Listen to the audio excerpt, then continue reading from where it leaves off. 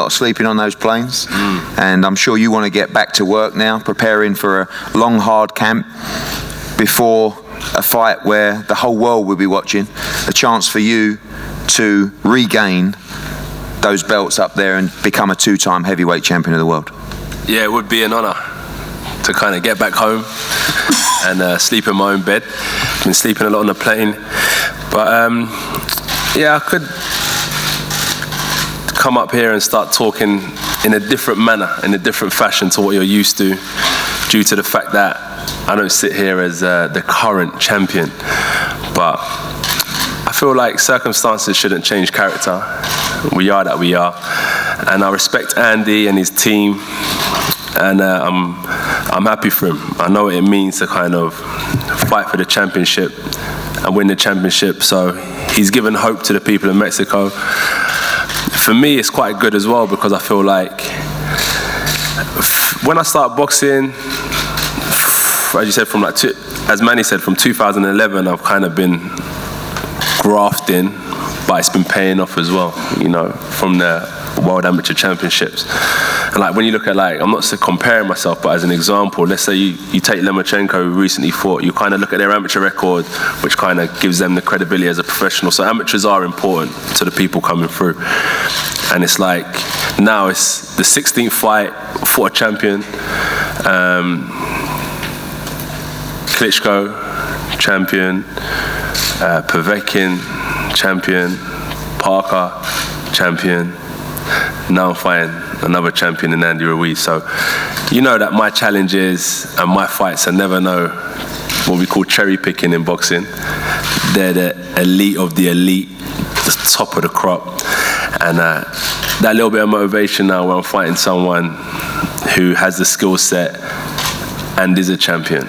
It's not as like I'm fighting someone that's a stepping stone to a champion.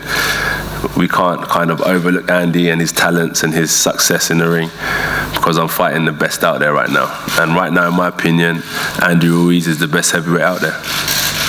Obviously, the same question to you that I asked to Rob before. You've been tired over the years, I've seen it, of answering questions about the next fight.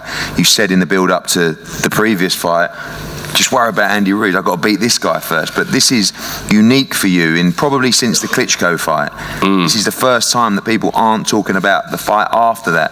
Is that refreshing to be sitting here? I know you want those belts, but you're sitting here without those belts, knowing your focus for these next 13 weeks is just on beating one man on December 7th.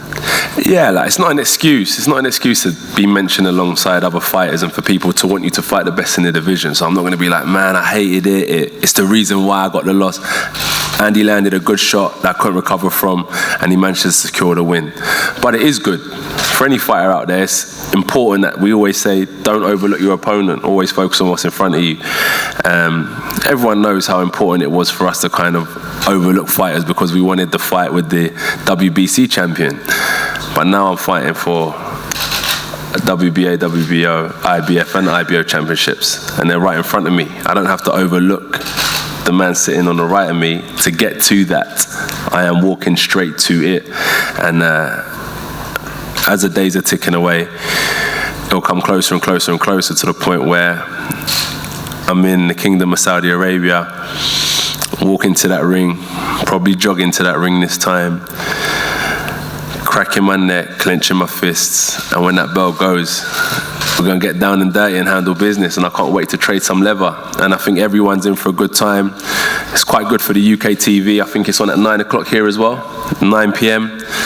So you ain't got to stay up too late. And for the people traveling, from what I saw when I went out there, it was phenomenal. Hospitality's in the culture. They took good care of me. They tried to overfeed me. I had to hold back and remember I got a fight coming up. The food was delicious. I remember the prawns. Whew. I'm telling you, you guys are going to have a good time. Good food, good weather, and an iconic fight. Clash on the Dunes, December 7th. History has told us that you've always come back from those defeats, even your defeat to Dillian Whyte early in your career. And when you lost for the European Championship, you then went and got silver in the World Championship, lost in the final. Then you came back and won gold in the Olympics as well. This time, first time as a professional. Is it that stubbornness within you, that competitive instinct that could get you over the line in this fight?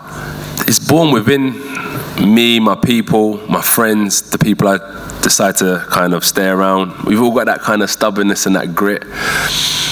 You know, parents struggling and stuff like that. Everyone's been, you know, I don't know about you, but everyone's kind of had a bit of a struggle. Oh, mate, you don't want to see where I come from. It's rough. No.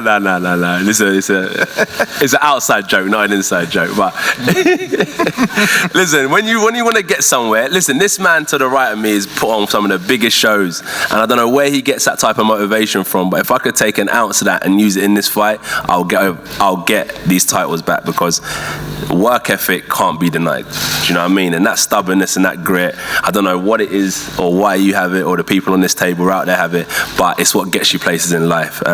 Because we can read books and be taught certain things, but there's something deep within you, in your mind, your heart, your will.